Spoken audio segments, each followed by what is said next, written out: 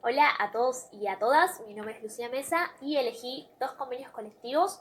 Uno de ellos es el convenio correspondiente a los docentes universitarios de la República Argentina y otro es correspondiente al de los empleados de comercio. Voy a arrancar primero por el de docentes universitarios, ¿sí? Que es el 145/2014. Su año de sanción, vale aclarar que es en el 2014 y que comprende a todos y a todas las docentes y los docentes universitarios de justamente de universidades nacionales que ejerzan su trabajo tanto en grado y pregrado. Este convenio colectivo también en el artículo 5, por ejemplo, estipula los requisitos para el ingreso a la docencia universitaria, donde justamente notifica que antes de ingresar a la docencia se tiene que cumplir con un examen de aptitud psicofísica para aquellos aspirantes a la docencia y además algunas pautas que imposibilitan el ingreso a los docentes a esta área, como por ejemplo la imposibilidad en caso de que estés imposibilitado a ejercer cargos públicos o tengas una pena o estés condenado a justamente por un delito doloso o algún crimen cometido hacia alguna entidad universitaria pública, entre otros. Igualmente, por ejemplo, en el artículo 6 también se especifica el carácter del personal docente y ahí se distinguen y se clasifican. Por ejemplo, está el docente ordinario o regular, que es aquel docente que llega a este cargo por un concurso público. Los concursos se van a hacer de forma abierta, con jurados siempre o rangos superiores al cargo que se está ofertando, digamos.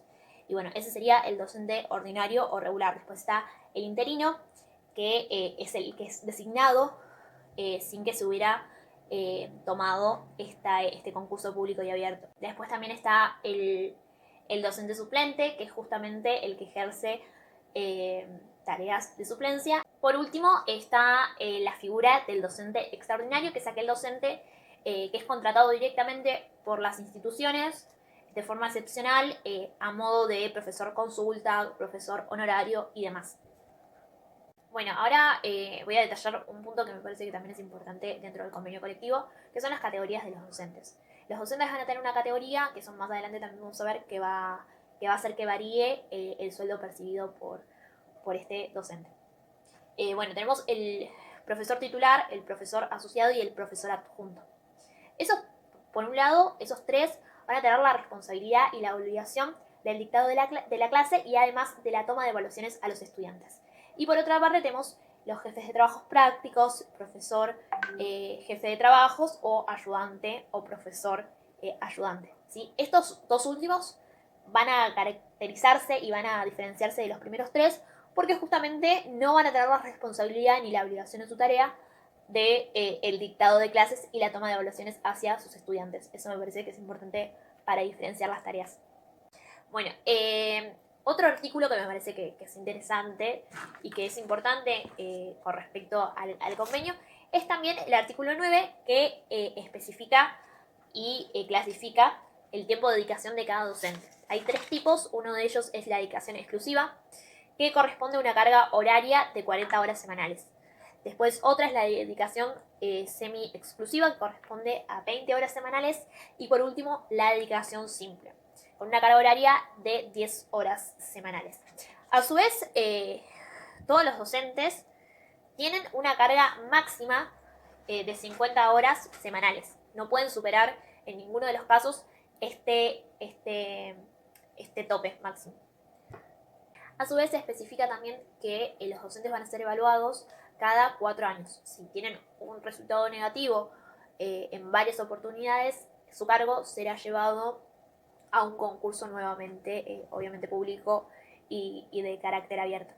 Con respecto a la remuneración que perciben los docentes y las docentes, en principio las universidades nacionales tienen que reintegrarle a ellos los gastos que tuvieron durante el ejercicio de la cursada, por ejemplo, ya sea fibrones y demás, como para ponerlo con un ejemplo más cercano. Por otra parte, en el capítulo 5 se habla exclusivamente de las remuneraciones de los docentes y las docentes universitarias.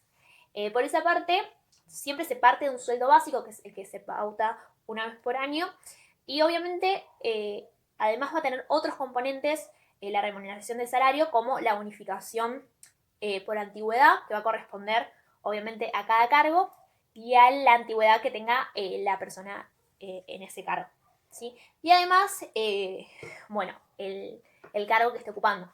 Ahí, bueno, lo que decíamos anteriormente, si es profesor titular, si es profesor asociado y demás, va a ser que se vaya modificando el dinero que reciba y que perciba el docente. Además, puede recibir adicionales, sea por el título de posgrado, ¿sí? O por riesgo laboral, o también por desfavorabilidad en el lugar donde esté realizando las tareas. Bueno, por último, este convenio especifica, por ejemplo, la cuota sindical y después cómo será y especifica también que se deben elegir delegados y comisiones internas para representar a los y las docentes. En principio me parece que es importantísimo resaltar que este convenio que elegí, con el que vamos a comentar ahora, son dos convenios totalmente distintos. En principio por el año, uno es de 1975, que es el que comenzamos ahora, y el anterior era del 2014. Entonces, ya de por sí por la coyuntura y demás, es abismal las diferencias que podemos ver y que se hacen más relevantes al leer cada convenio. Por ejemplo, el convenio docente agrega las figuras de discriminación y demás, que claramente en el convenio de 1975 de los empleados de comercio no están ni siquiera nombrados, obviamente. Y bueno, así hay varias diferencias. Ahora voy a tratar de desplayarme un poquito más con respecto al de empleados de comercio. Bueno, ahora vamos a arrancar con el convenio colectivo de empleados de comercio, que es el 130/75. Y rige para todos los empleados de comercio del país, en todo el territorio argentino. Bueno, el nombre concreto es empleados y obreros de actividades mercantiles y administrativas en general. Es muy abarcativo. Para 1975, por ejemplo, tenía más de 1.200.000 de inscriptos, así que hoy en día es el convenio más grande de todos que alcanza a la mayor cantidad de trabajadores. Es muy diverso porque vamos ahora a nombrar un poquito las ramas y las actividades y funciones y demás, pero es muy, muy diverso. Por ejemplo, en el capítulo 3 se especifica el agrupamiento y las categorías profesionales, ¿sí? Obviamente referido a la función que realizan. Por ejemplo, uno es maestranzas y servicios, que tiene que ver con, por ejemplo, la limpieza del establecimiento y algunas funciones de carácter primario, entre otros. Después también tenemos las administrativas, que pueden ser administrativas contables.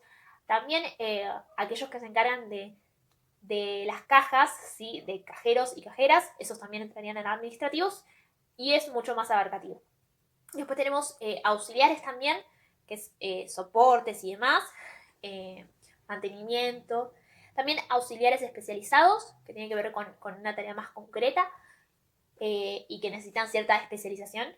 Y a su vez el sector de ventas, ¿sí? Que tiene que ver justamente con atención al cliente, ventas y demás. Bueno, ahí se especifica más o menos en ese capítulo esa parte. Después algo que también es importante es que este convenio también especifica en el apartado en el artículo 20, las diferencias entre los trabajadores que pertenecen a las provincias de Chubut, de Santa Cruz, de Tierra del Fuego y bueno, en este caso también habla de las Islas Malvinas. Bueno, para estos trabajadores que se comprenden en esas provincias van a tener además un 20% de aumento con respecto al salario fijado. Después, otra aclaración que se hace es con respecto a Río Negro y Neuquén, que van a tener un 5% sobre las demás provincias, como Buenos Aires, por ejemplo. Siempre hablando de esas provincias. Otra parte del convenio que también me pareció importante nombrar es el de los artículos que menciona la relación del salario mínimo vital y móvil con respecto a los menores de edad que estén desarrollando estos servicios. Esto también es, esta actividad. Esto también es como contraparte del convenio que estábamos analizando anteriormente. Bueno, también estipula, por ejemplo, que no tienen que tener más de 6 horas diarias trabajadas, claramente los menores de 18, y arranca a hablar de la mensualidad del salario mínimo de los trabajadores de 14 años hasta 18. Eso para que lo tengamos en cuenta y podamos hacer la comparación entre un convenio y el otro, porque justamente este habla de empleados menores de edad, justamente. Por otra parte, también se especifica el tema de los horarios, que aquellas personas con mayor antigüedad van a poder elegir en caso de un cambio de horario y demás el horario más beneficiario o que ellos prefieran, ¿sí?